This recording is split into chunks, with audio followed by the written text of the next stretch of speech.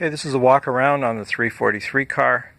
Starting on the right hand side, you see there's all new aluminum side panels, new aluminum floor, interior and exterior, because the wheelbase was extended 12 inches. See the original roll bars here that's used to protect the batteries, with a new roll cage in front of that, 1.25 inch tubing. It's all been upgraded from the original 7/8. There's 1.25 inch square tubing underneath the driver's area where the driver sits. Behind the steering wheel you can see the control panel for the controller, the key switch, a couple toggle switches, push buttons and so on. That's what controls the controller and also the line lock. Front suspension's stock, just been cleaned up and adjusted. Front brakes in the stock location. Shiny thing's a line lock, just a solenoid valve. New brake lines, flexible brake lines everywhere. This is the rod is used to activate the potentiometer, which is input to the controller.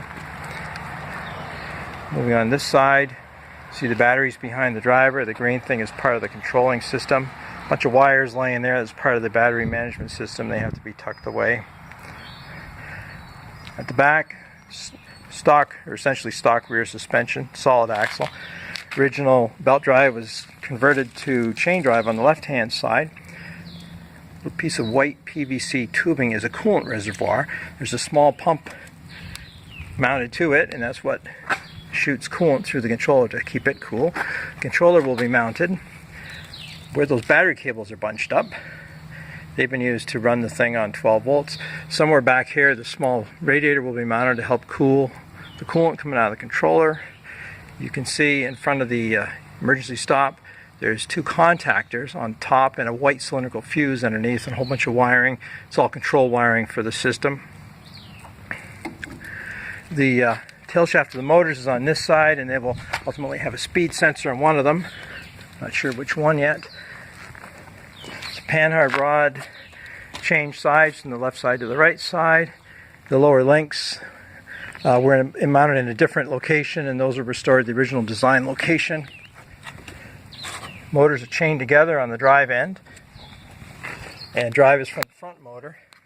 That's to get adequate chain wrap. This device here is a outboard support bearing. Still some work to do on the body panels, and I have to make a panel to cover the battery area. But I just want to give you a quick overview of where the car is sitting now. Of course, there's a lot of things you can't see, and I forgot to mention, but it's coming along. I'm quite pleased with progress so far. Hopefully have this thing running in the next few weeks.